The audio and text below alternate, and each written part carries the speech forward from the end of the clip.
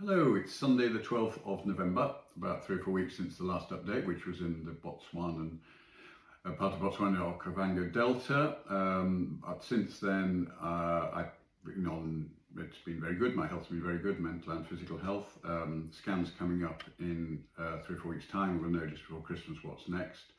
For the first time, we've got Lise here in front of me, and we're going to talk about my 500-day plan. Hello.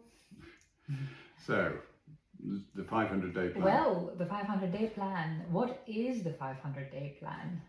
The 500-day plan is a typical example of me wanting to be in control of my life and project manage what I believe to be my remaining time. Sounds very morbid, but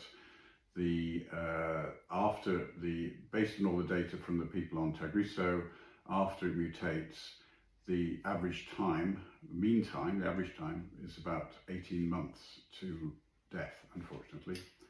And obviously that means that half the people will die before then and half after that. That's what an average is. So I've set up what I'm calling my 500-day plan, which runs from when it mutated, which was probably June time, just before we got married, and which will, if this sticks to this time frame, which clearly won't, means at the end of next year I may well be dead. I'm hoping that the statistics are based on old data, and knowing you that you will go on for a long time yet.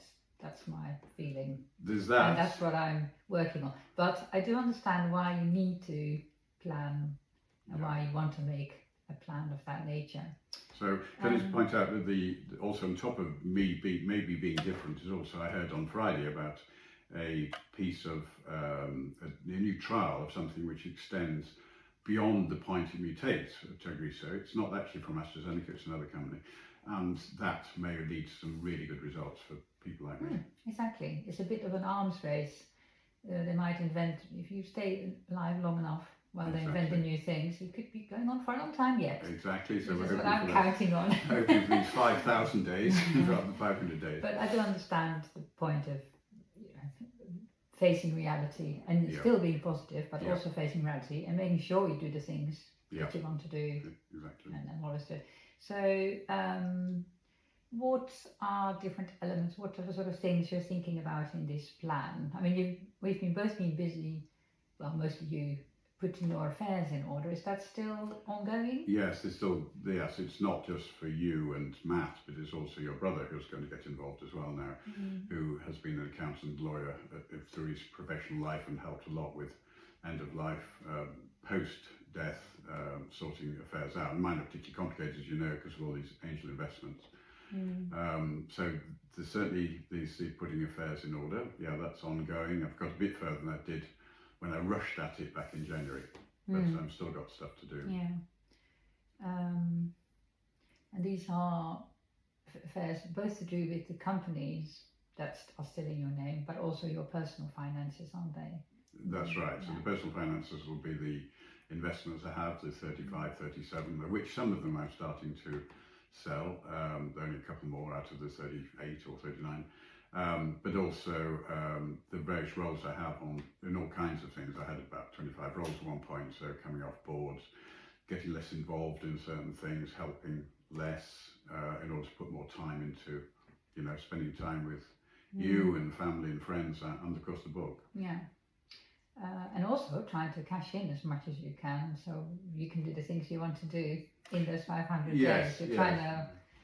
The cash is less important than the simplification to make it easier. Yeah. If I've sold the shares, then of course it's just cash. That's much easier than the share certificate that may or may not lead to a positive exit in due course. Yes, I'm slightly terrified of all of this stuff, but I'm extremely reassured that my lovely brother is going to help, as well as I'm sure lots of your friends. But it's quite a scary prospect because your sort of business and financial life is so complicated, and it's not something that I have any experience in. Yeah. But hopefully between us all, we'll get there. Yeah. So the other big thing in the next, much less than 500 days, hopefully, is the book we've been working on. How is that fitting with your plan? In a nutshell, decided to do this, to write it, which is a combination of a memoir and self-help, to be inspirational to other ones, other people, the readers, of course. Tried to get it published, but I'm just not famous enough. I would need 100,000 plus social media followers, and I've only got about 10,000. Decided to self-publish, which I have done before twice, with the investor to investor and founder to founder.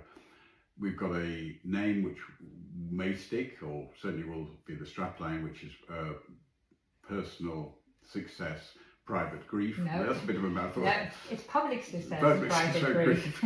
It's easier to read Yes, than exactly, to say. it is, It may be a working title rather than Yeah. a title, but it does cover what we want to do. We Yeah. just talk about the great contrast between your very successful professional life, especially in the latter decades with the angel investing and the mentoring and the coaching, in contrast with the tragedies that have beset you in your life and how you've maybe not come through them, but carried on living with them and making the most of and trying to help others as a result of as well. So it's about that. Exactly. And we're very much doing it together, although you're obviously the main content provider. We seem to be managing just about okay as a team, with me coming along and editing away and changing it and making it more readable, hopefully, and maybe thinking about the structure. And also feel a little bit like I'm project managing a little bit. Got our spreadsheet with all our, chapters and where they're all at and how it all hangs we've together. got to about 40,000 words out of a target of 60 to 70,000 words. And we're hoping that it will be available for people, not in bookshops, just on Amazon and direct from us sometime around Easter next year. Yeah, so that's a big part of the plan. Yeah. Another part of the plan is family and friends. How do you see, what do you want to do in the next? Well, that's really difficult, isn't it? Obviously, 10,000 days. spend as much time together with you, bearing in mind we've also got different interests as well.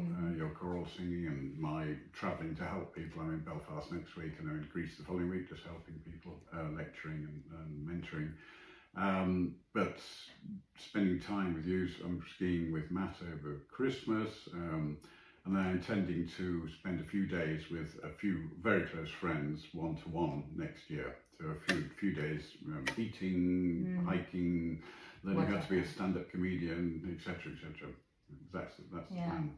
That's really important, isn't it? Then there's another little element, or maybe even a big element of the plan, which is you're thinking about what sort of legacy you want to leave. Yeah, well, legacy, there are some things I'm very proud of. There's a particular property in Stamford that nobody will know had anything to do with, but it was grade 2 star listed in the 13th century. I did lots of work with that. But more importantly, there's a building here in Cambridge, which is where the Citizens Advice Bureau is based. I'm really proud of what I did there. There's the books, of course. There's my Wikipedia page. Maybe that'll stay off, and maybe, and of course there's the my kids. The biggest legacy anybody can leave. So. Yeah, but that's not something you can do much about in the next 500 days. Yeah.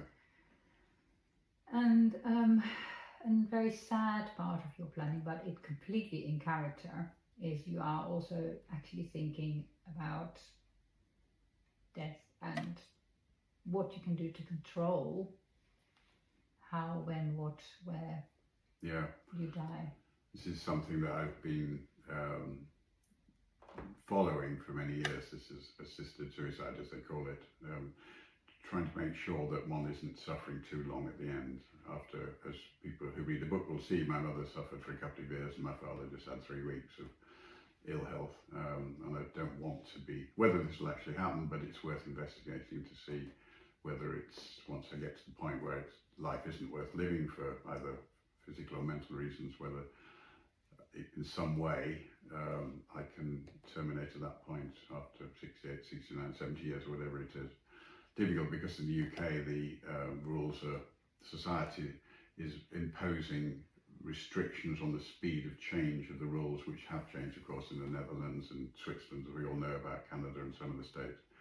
So yeah, this is taking some planning. In the end, I suspect I won't do anything about it, but it's, as you say, part of my character to try and not have too much, the dying process not being too painful for me.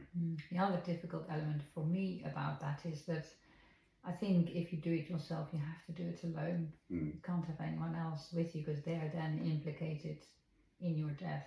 Exactly, yeah. And that's something I would struggle with a lot, obviously. and Matt too, I'm sure. Yeah, no, that's good. So there are lots of things about it which need thinking about it, but you are facing up to it and thinking about it. Exactly. But to end on a positive note, we've been married now for 4 months, known each other for nearly 3 years. And we haven't murdered each other yet. Exactly, yes. So let's leave it there, and I'll speak again soon, catch up again soon.